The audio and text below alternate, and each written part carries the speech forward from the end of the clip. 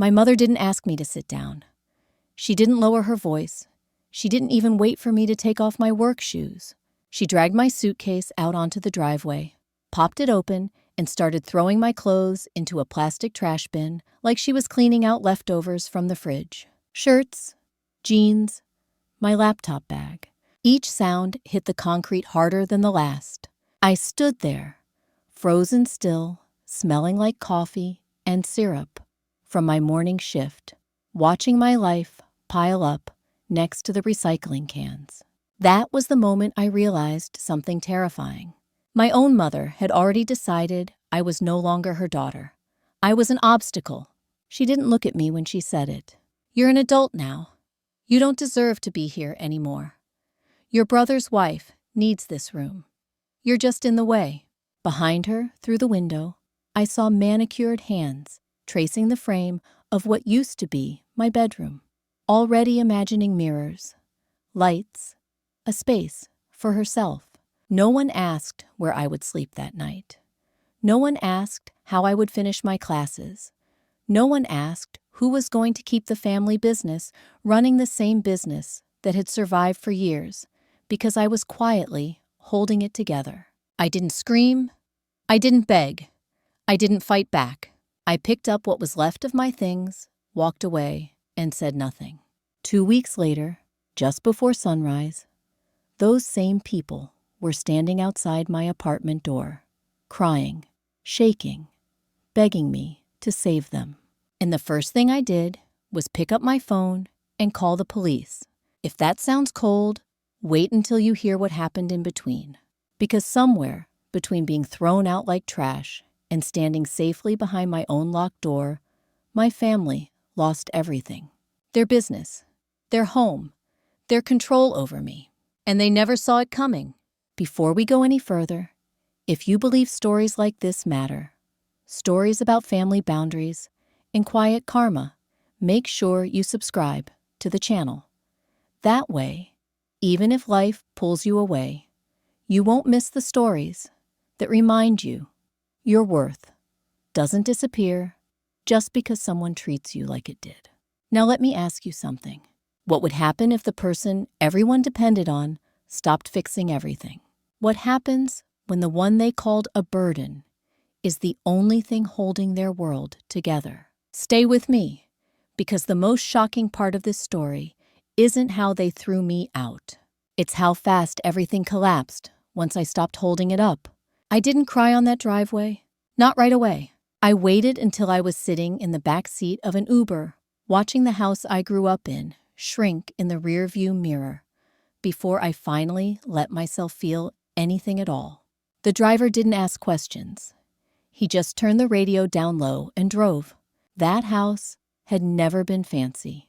Peeling paint on the porch, a crooked mailbox, a front window that always fogged up in winter.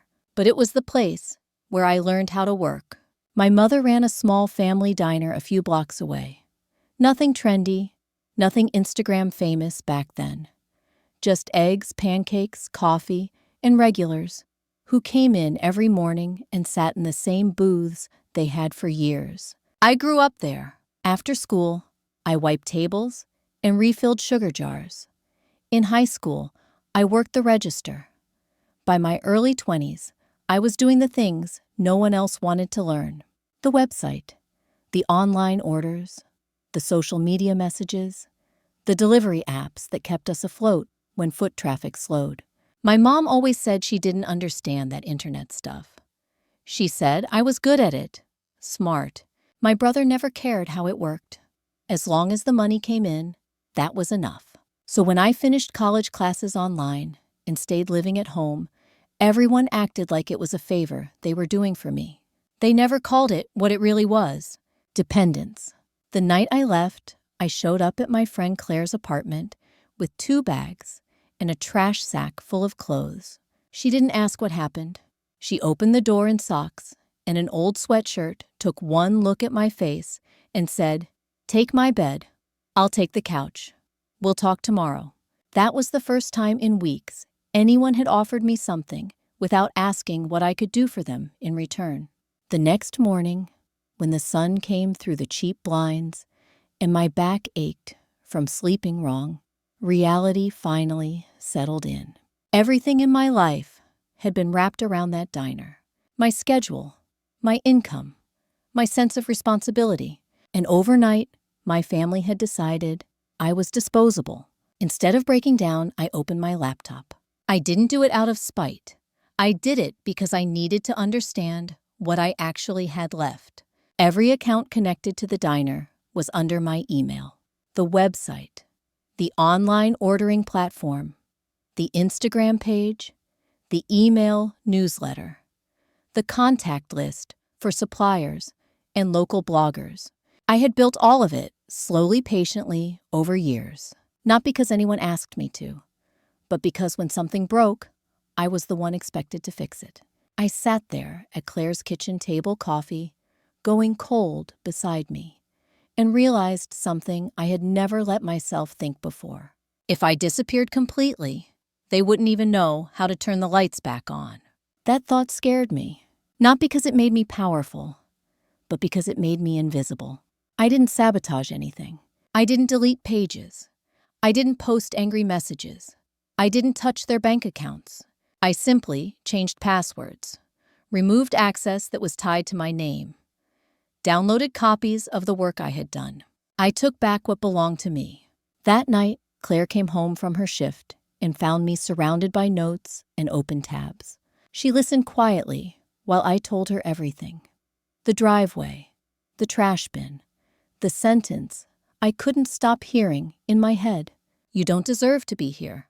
She got angry for me, said I should expose them, let the internet tear them apart. But I shook my head. If I burned everything down, I'd be the dramatic one, the ungrateful daughter, the problem. I didn't want to destroy them. I wanted to step away and see what happened when the person they treated like background noise was suddenly gone. That was the night I made a decision. I wasn't going to beg my way back into a house that had already decided I was in the way.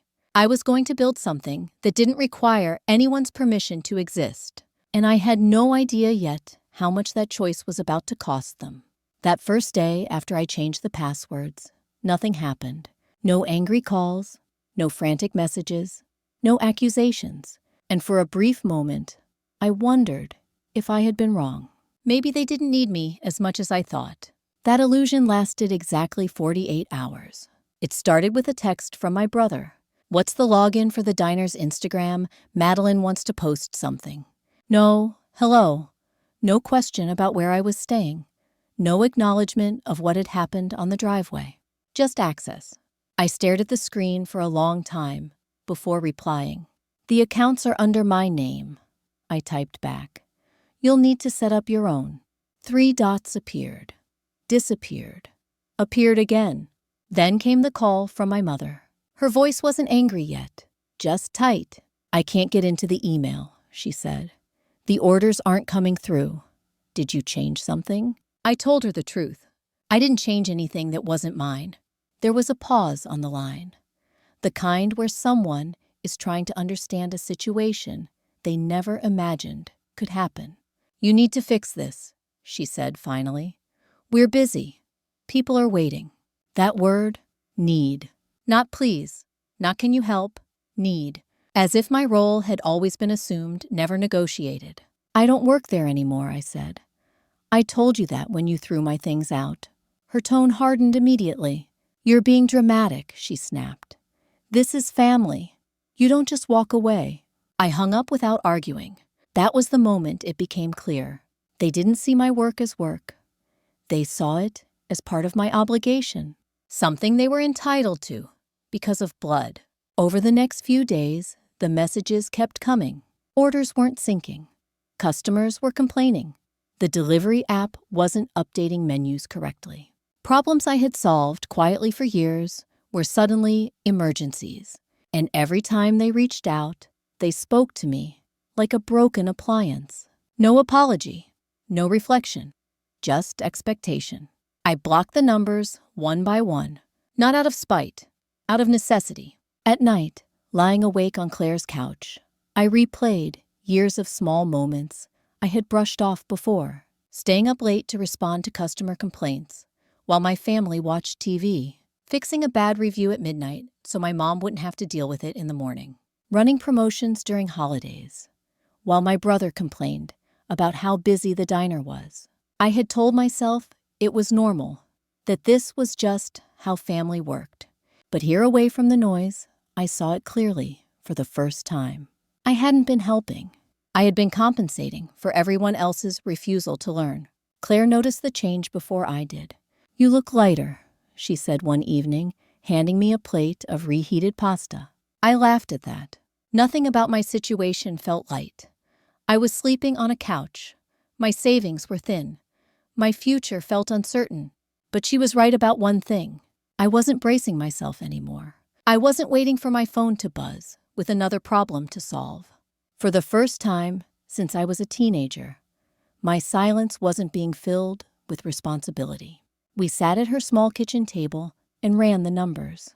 Between my savings, some freelance work, and a few short-term gigs I could pick up, I had maybe 2 months. It wasn't much, but it was mine. That's when Claire said something that shifted everything. "Why are you wasting your skills on people who treated you like trash?" I didn't answer right away, because the truth was, I had never considered another option. The diner had always been the center of my world, the thing I orbited around. Letting go of it felt like letting go of my identity. But later that night, as I scrolled through job listings and local businesses, one name kept catching my eye. A cafe across town. Bigger, newer. The kind of place my mother complained about because it pulled in younger customers. Their online presence was decent. Not great. Unfocused. I could already see what I would fix. I closed my laptop and sat there in the dark, heart beating faster than it had in weeks. I hadn't taken anything that wasn't mine, but I was about to take something else entirely. My future, and the people who thought I was replaceable were about to learn the difference between confidence and competence. That first day after I changed the passwords, nothing happened. No angry calls, no frantic messages, no accusations. And for a brief moment, I wondered if I had been wrong. Maybe they didn't need me as much as I thought. That illusion lasted exactly 48 hours. It started with a text from my brother. "What's the login for the diner's Instagram? Madeline wants to post something." No, hello. No question about where I was staying. No acknowledgement of what had happened on the driveway. Just access. I stared at the screen for a long time before replying. "The accounts are under my name," I typed back. "You'll need to set up your own." 3 dots appeared, disappeared, appeared again. Then came the call from my mother. Her voice wasn't angry yet, just tight. "I can't get into the email," she said. "The orders aren't coming through. Did you change something?" I told her the truth. I didn't change anything that wasn't mine. There was a pause on the line, the kind where someone is trying to understand a situation they never imagined could happen. "You need to fix this," she said finally. "We're busy. People are waiting." That word, need. Not please. Not can you help. Need. As if my role had always been assumed, never negotiated. "I don't work there anymore," I said. "I told you that when you threw my things out." Her tone hardened immediately. "You're being dramatic," she snapped. "This is family. You don't just walk away." I hung up without arguing. That was the moment it became clear. They didn't see my work as work. They saw it as part of my obligation, something they were entitled to because of blood. Over the next few days, the messages kept coming. Orders weren't syncing. Customers were complaining. The delivery app wasn't updating menus correctly. Problems I had solved quietly for years were suddenly emergencies. And every time they reached out, they spoke to me like a broken appliance. No apology, no reflection, just expectation. I blocked the numbers one by one, not out of spite, out of necessity. At night, lying awake on Claire's couch, I replayed years of small moments I had brushed off before, staying up late to respond to customer complaints while my family watched TV, fixing a bad review at midnight so my mom wouldn't have to deal with it in the morning, running promotions during holidays while my brother complained about how busy the diner was. I had told myself it was normal, that this was just how family worked. But here, away from the noise, I saw it clearly for the first time. I hadn't been helping. I had been compensating for everyone else's refusal to learn. Claire noticed the change before I did. "You look lighter," she said one evening, handing me a plate of reheated pasta. I laughed at that. Nothing about my situation felt light. I was sleeping on a couch. My savings were thin. My future felt uncertain. But she was right about one thing. I wasn't bracing myself anymore. I wasn't waiting for my phone to buzz with another problem to solve. For the first time since I was a teenager, my silence wasn't being filled with responsibility. We sat at her small kitchen table and ran the numbers. Between my savings, some freelance work, and a few short-term gigs I could pick up, I had maybe 2 months. It wasn't much, but it was mine. That's when Claire said something that shifted everything. "Why are you wasting your skills on people who treated you like trash?" I didn't answer right away, because the truth was, I had never considered another option. The diner had always been the center of my world, the thing I orbited around. Letting go of it felt like letting go of my identity. But later that night, as I scrolled through job listings and local businesses, one name kept catching my eye. A cafe across town, bigger, newer, the kind of place my mother complained about because it pulled in younger customers. Their online presence was decent, not great, unfocused. I could already see what I would fix. I closed my laptop and sat there in the dark, heart beating faster than it had in weeks. I hadn't taken anything that wasn't mine, but I was about to take something else entirely. My future, and the people who thought I was replaceable were about to learn the difference between confidence and competence. I didn't plan revenge. That's the part people always get wrong. I wasn't lying awake at night, imagining how to hurt my family back. I was trying to survive. Claire's couch was comfortable, in the way borrowed things are. Soft enough for now, never meant to be permanent. Every morning, I woke up early, packed my laptop, and sat at her small kitchen table, scrolling through job listings. I skipped anything that felt too big, anything that felt unrealistic. Then I saw it again, the cafe across town, the one my mother complained about because it drew the younger crowd. Remote workers, tourists, people who took photos of their food and actually tagged the place. I opened their website. It wasn't bad, but it wasn't intentional either. Their social media felt scattered. Their promotions weren't consistent. Their story wasn't clear. I could see it immediately, not because I was special, but because I had done this before. I closed the page, then opened it again. There was a flicker of guilt. Working there would mean something I hadn't said out loud yet. They were competition, not in location, but in attention. If customers had to choose between a place that ignored their messages and a place that remembered their names, the choice would eventually make itself. I told myself I wasn't doing this to hurt anyone.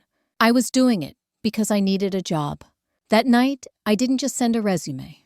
I wrote a case study. Page after page, I laid out what I had built at my family's diner, the growth, the campaigns, the before and after numbers.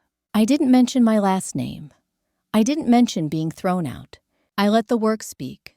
When the email came back 2 days later, asking me to come in for a conversation, I felt something I hadn't felt in a long time.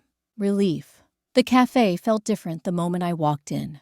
Glass windows, plants, light, people working quietly on laptops, talking in low voices, staying longer than just a quick meal. The manager, a man named Daniel, didn't waste time. He asked me about negative reviews, about last-minute changes, about what I did when something went wrong 5 minutes before a weekend rush. Real questions. Questions my family had never asked because they assumed I would handle it. At the end of the conversation, he leaned back and nodded. "We could use someone like you," he said. "They started me part-time. Marketing coordination, clear responsibilities, clear hours, and something else I had never had before: respect." On my first day, I sat in a small office behind the counter and opened my laptop.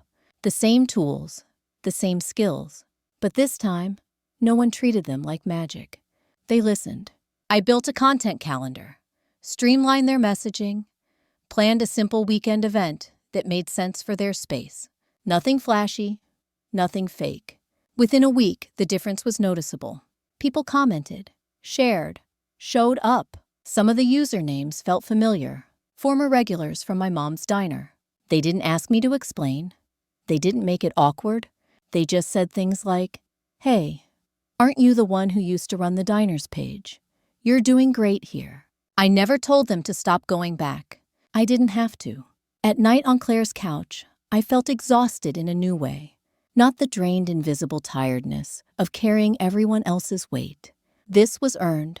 One evening, Daniel stopped by my desk and glanced at the numbers on my screen. "You did all of this at your last place by yourself?" he asked. "More or less," I said. He smiled. "Then this is just the beginning." I didn't celebrate. I didn't post about it. I just sat there, listening to the hum of the cafe, and understood something clearly for the first time. I hadn't walked away from my family to punish them. I had walked toward a life where my work belonged to me, and somewhere, across town, the people who thought I was replaceable were about to find out what happens when the person holding everything together builds something else instead. The changes at the cafe didn't happen all at once. They never do. At first, it was small things. A comment here, a shared post there, people staying a little longer than they used to. Daniel watched the numbers quietly, didn't celebrate, didn't rush. He understood something my family never had. Growth that lasts doesn't need to shout. While my days filled with planning and problem solving that actually mattered, the diner across town began to feel distant. Not emotionally, practically. I stopped hearing from them. No texts, no calls. At first, I took that as a good sign. Then the stories started finding me again. A former coworker stopped by the cafe one afternoon and leaned against the counter while I was refilling napkins. "It's kind of a mess over there now," she said softly. "Orders take forever. People are frustrated." She didn't sound smug. She sounded tired. Another day, a customer mentioned it casually while paying. "We used to go to that diner every Sunday," he said. "But it's just different now." Different was a polite word. Messages went unanswered. Online orders came through late. Menus weren't updated. And when people complained, they weren't met with apologies. They were met with attitude. I recognized the tone immediately. Overly sweet, passive-aggressive, defensive. Madeline, the same woman who talked about community on camera, was treating real customers like inconveniences. Still, I didn't look. I didn't check their page. I didn't search reviews. I knew better. Watching from the outside would only pull me back into something I had worked hard to step away from. Daniel noticed my hesitation one morning. "You okay?" he asked, glancing at me over his coffee. "Yeah," I said. "Just tired." It wasn't a lie. I was building something new, something solid. And the strange thing about doing that is you stop having energy to carry old worlds on your back. The real shift came when a delivery driver I recognized walked into the cafe wearing a different logo. "They let me go," he said quietly when I asked how he'd been. No explanation, no warning, just gone. Madeline had decided to simplify operations. Simplify by cutting people who actually knew the neighborhood. From there, things unraveled faster. Orders arrived cold. Routes overlapped. Customers complained. One review mentioned waiting almost an hour for food that never came. Another mentioned being told to be patient when asking a simple question. I didn't feel happy reading those stories. I felt something colder. Recognition. This was what happened when you replaced systems with assumptions. When you mistook visibility for value. At night back on Claire's couch, I sometimes thought about intervening. Just a message. Just a suggestion. But then I remembered how easily they had thrown me out. How quickly they had decided I was the problem. And I stayed quiet. Not out of revenge. Out of clarity. I wasn't responsible anymore. Across town, the cafe kept growing. A weekend event sold out. People tagged us in photos, shared their experiences. Daniel nodded at the reports and approved more hours for me without hesitation. "You're doing good work," he said one evening. "People feel it." That sentence stayed with me because no one in my family had ever said that. They had benefited, they had depended, but they had never acknowledged. Meanwhile, the diner's problems were no longer invisible. Slow days stayed slow. Busy days became chaotic. And for the first time, their mistakes didn't disappear overnight. Because I wasn't there to clean them up, I realized then that I hadn't taken anything from them. I had taken myself out of the equation. And without that balance, every shortcut they had ever taken was finally catching up. The cracks weren't loud. They were quiet, but they were spreading. And once a structure starts to shift, you don't have to push. You just have to stop holding it in place. The message came late at night. Not a call, not an apology, just a short text. "We need help with the online stuff. Send the login." No greeting. No question about how I was doing. No acknowledgement of the driveway, of the trash bin, of the night I slept on a couch with my life packed into bags. Just need. I stared at my phone for a long time. For a moment, an old instinct kicked in. The one I had spent years training into myself. Fix it. Smooth it over. Make things easier. That instinct had kept the diner running. It had kept my family comfortable. It had kept me small. I set the phone face down on the table and didn't answer. The next morning, another message came through. This one from my mother. Her number wasn't blocked yet. "I can't get into the email," she wrote. "Orders are piling up. Madeline is overwhelmed." Overwhelmed. That word almost made me laugh. I typed a response, deleted it, typed again. Finally, I sent one sentence. "I don't work there anymore." The reply came fast. "You don't just walk away from family. You're being selfish. We raised you." There it was, the rewrite of history. The part where my labor became gratitude, where my effort became obligation. I didn't argue. I blocked the number. At work that day, I felt oddly calm. Daniel was reviewing plans for the next month, expanding hours, testing new promotions. He asked for my input, listened. When he said, "Take the lead on this," something settled in my chest.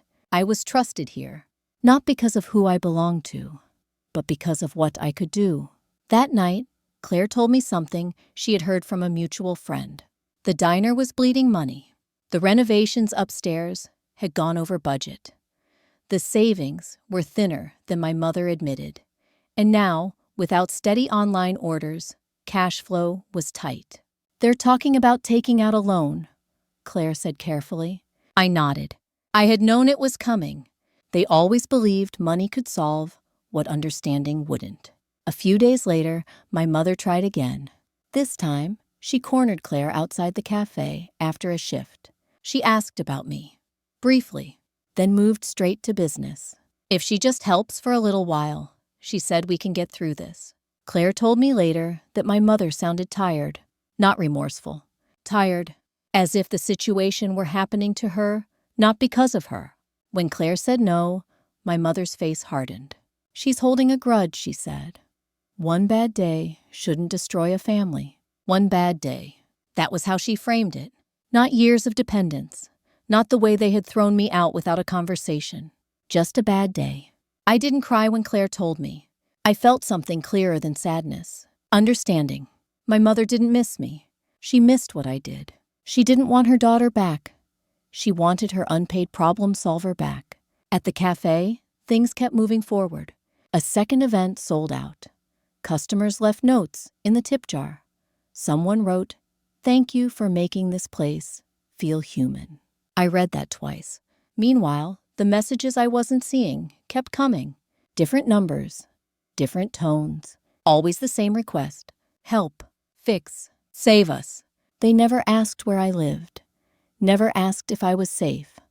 Never asked if I had enough. Only whether I could restore access. It became painfully obvious. As long as I was useful, I mattered.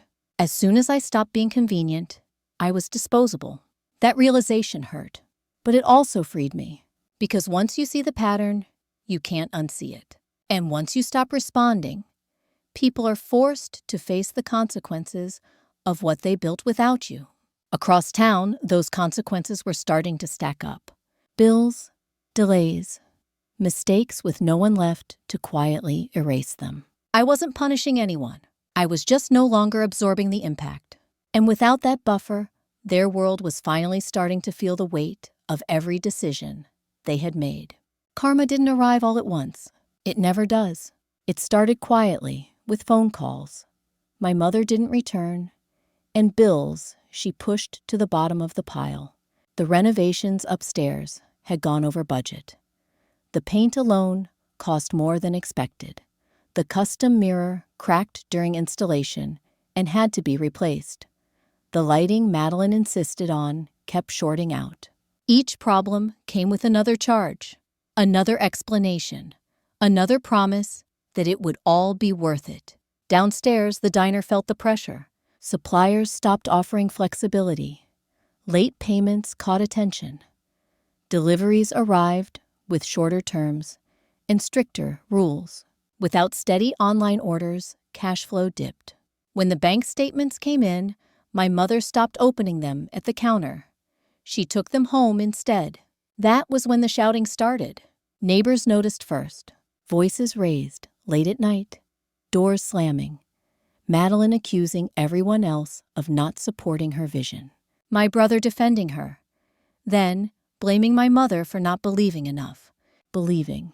As if faith could fix numbers. A former regular stopped me one morning at the cafe with a look I recognized immediately. Concern mixed with guilt. I tried to stick with them, he said quietly. But it's chaos now. I waited 40 minutes for eggs last Sunday. And when I asked what was taking so long, that woman snapped at me. That woman. He didn't even say her name. More stories followed. Customers being talked down to. Messages left unanswered. Refunds delayed. The diner wasn't just losing money. It was losing trust. And trust once cracked doesn't come back easily. Then the bank said no. My mother walked in expecting understanding. After all, she had been approved before. Instead, she walked out with a letter. Too much existing debt. Unstable income. No additional credit. The interest on the current loan jumped.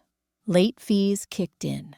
According to what Claire heard from a friend of a friend, my mother sat in her car afterward and cried for nearly an hour, not because she understood her mistakes, but because the safety net she had assumed was always there had vanished. That night, she tried to cancel the garage renovation. It was too late. Contracts had been signed, materials ordered, payments scheduled. Madeline insisted they push forward. We're too far in now, she said. If we stop, we lose everything. So they kept going, even as the diner struggled to cover payroll, even as my brother quietly lost his job after too many family emergencies and too many arguments on company time. He didn't tell my mother right away. He waited, hoped something would turn around. It didn't. Bills stacked higher. Credit cards filled. The landlord noticed. Rent came in late once, then twice. The third notice wasn't friendly. Commercial landlords don't ask for patience. They ask for payment. Claire heard about it through a co-worker who lived nearby. A notice had gone up on the diner's back door. Plain paper, black ink. Final warning. That same week, Daniel pulled me aside at the cafe. We've been talking about expanding, he said. Nothing official yet, just ideas. He asked what neighborhoods made sense, where foot traffic was steady, where parking wasn't a nightmare. I didn't hesitate. I described the corner where the diner sat, the morning rush, the regular flow of people. I didn't say it was my family's place. I didn't say it was my past. I just shared what I knew. Daniel did his own research. He saw the numbers, the declining reviews, the late rent. Business doesn't care about history. It cares about viability. By the time the landlord posted the eviction notice, the conversation had already shifted from warnings to replacement. When the news finally reached my mother, she didn't believe it. She told people it was a misunderstanding, a delay. She said It would be sorted by the end of the week. But there was nothing left to sort. The loan payments, the renovation bills, the credit cards, the rent. Everything came due at once, and there was no one left to quietly fix it. Across town, I stood in the back office of the cafe, watching numbers climb. Revenue, engagement, consistency. Two different worlds, one built on shortcuts and confidence, the other on systems and follow-through. I didn't feel joy hearing about my family's collapse. I felt something heavier, relief.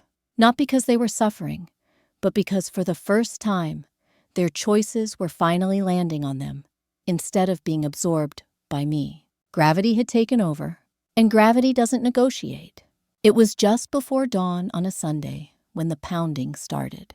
Not a polite knock, not a doorbell. A fist, over and over again. At first, I thought I was dreaming. That sharp, hollow sound didn't belong in my quiet apartment. But then, it came again. Harder. My heart jumped into my throat. I grabbed my phone and moved slowly toward the door, bare feet cold against the floor, every instinct screaming at me to be careful. When I looked through the peephole, my stomach dropped. My mother stood there, hair pulled back unevenly, eyes swollen and red. My brother was beside her shoulders, slumped dark circles carved deep into his face. And just behind them, half hidden, was Madeline. Her arms were wrapped tightly around herself, mascara streaked a sweatshirt hanging off one shoulder, like she hadn't planned on leaving wherever she had been sleeping. At their feet were suitcases, plastic bags, the same kind of bags my clothes had been shoved into weeks earlier. I didn't open the door. I slid the chain into place anyway, even though the deadbolt was already locked, and cracked it just enough to hear my mother's voice. "Please," she said. Her voice sounded smaller than I remembered. "We need to talk." My brother leaned forward. "We were wrong," he said quickly. "All of us. We lost the diner. We lost the house. We don't have anywhere else to go." Madeline stayed quiet, but her eyes darted past me as if she were already measuring the space behind the door. The apartment, my apartment. My chest ached. These were still my family, the people I grew up with, the voices that filled my childhood. For a moment, I almost unlocked the door. Then the memory hit me.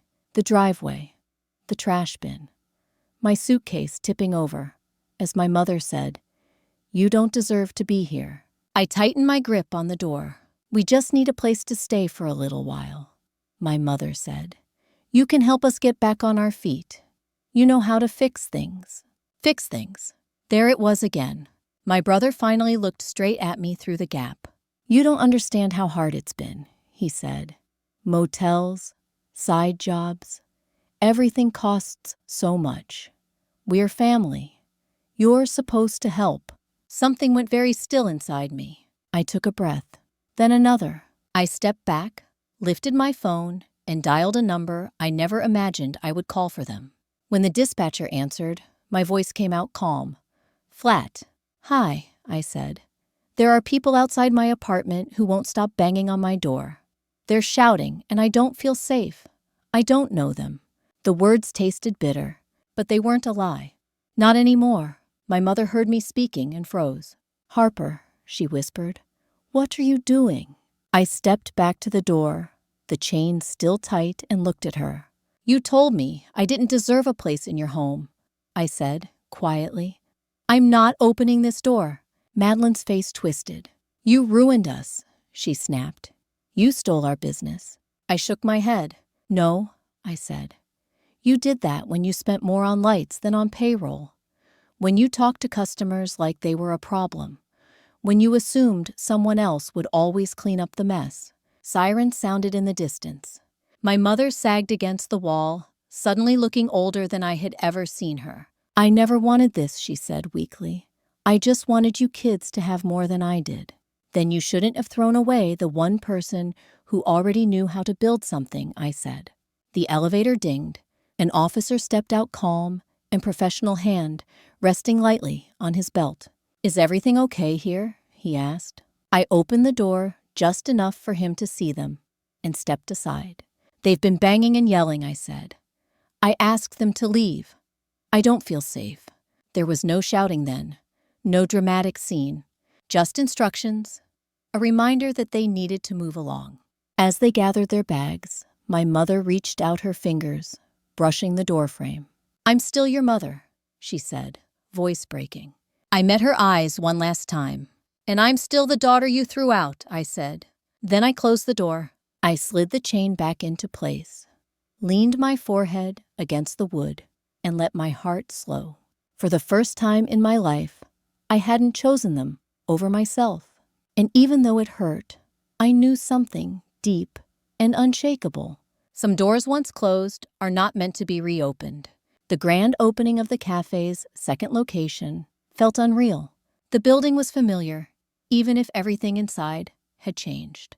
The old worn carpet was gone, replaced by polished concrete and warm wood.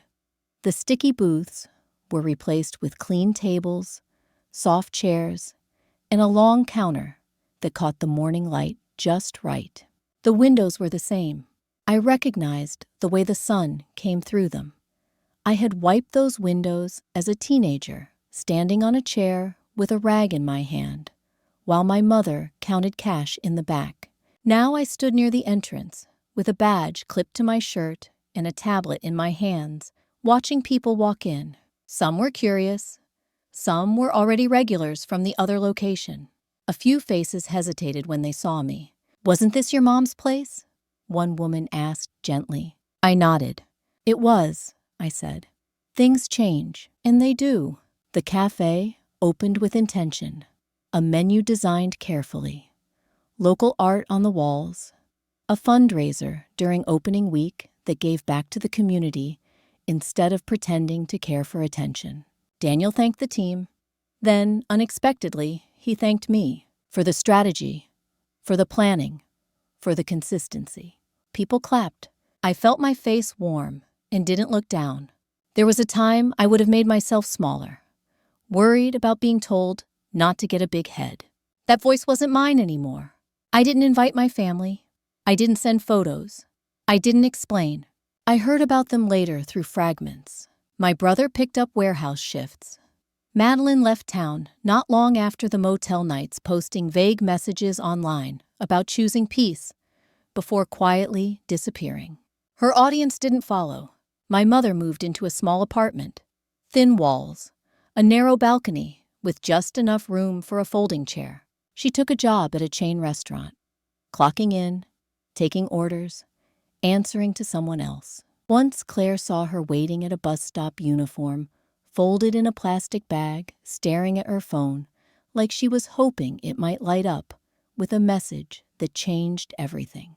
There were moments I thought about reaching out, about asking how she was, about seeing if losing everything had finally made her see me. But every time I came close, the memory returned. The trash bin, the driveway, the words, "You don't deserve to be here." Love without respect is just a quieter form of control. I was done being controlled. Instead, I poured my energy into what we were building. We hosted resume workshops for local teens, ran donation drives. I started mentoring younger employees who wanted to learn marketing, so no one could dismiss them as just helping. Late one night after closing, I sat alone at a corner table and let the silence settle. From that driveway to the hallway, lit by police lights, to this place. I realized something then. The real revenge wasn't the eviction. It wasn't the lease. It wasn't watching my family face consequences. The real revenge was the life I built that didn't require their approval. People love to say blood is thicker than water, as if that means you owe loyalty no matter how you're treated. But here's what I learned. Family isn't who throws your future in the trash and expects you to rescue theirs. Family is the friend who gives you her bed without asking questions. The boss who sees your work instead of your usefulness. And the version of yourself that finally chooses not to disappear for the comfort of others. If you've ever been told you were a burden or that you didn't deserve your place, ask yourself this. What would happen if you stopped apologizing for existing and started building something that was yours. Sometimes the bravest thing you can do is walk away quietly and let people discover what their world looks like without you holding it together. As someone who has spent years studying family dynamics, especially in households shaped by sacrifice and silent expectations, I want to pause here for a moment, because stories like this are not really about eviction or businesses failing or even revenge. They are about roles. In many families, one person quietly becomes the fixer, the stabilizer, the one who absorbs chaos so everyone else can pretend things are fine. Over time, that role stops being appreciated and starts being expected. And when that person finally steps away, the family doesn't ask, "What did we do wrong?" They ask, "Why aren't you fixing this?" That's not love. That's dependence disguised as loyalty. What happened here wasn't cruelty. It was consequence. No yelling, no sabotage, no public shaming, just the removal of unpaid labor and unacknowledged responsibility. And without that invisible support, everything that had been propped up by one person's silence collapsed under its own weight. That's often the hardest truth for people to accept. You don't have to destroy anyone for karma to do its work. You just have to stop holding the structure together with your own well-being. For many viewers, especially those later in life, this story may feel uncomfortably familiar. You may recognize yourself as the one who always showed up, always smoothed things over, always gave more than you received. If that's you, hear this clearly. Setting boundaries is not abandonment. Choosing yourself is not betrayal. And walking away from a role that is slowly erasing you is not selfish. It's survival. If this story resonated with you, if it put words to something you've lived but never quite named, take a moment to show your support. Click like, subscribe to the channel, not just for the stories, but for the reminder that your value does not come from how much you endure for others. And if you have your own experience of being taken for granted by family until it was too late, share it in the comments. Someone listening right now may need to know they're not alone, because healing doesn't start when others finally understand your worth. It starts when you do,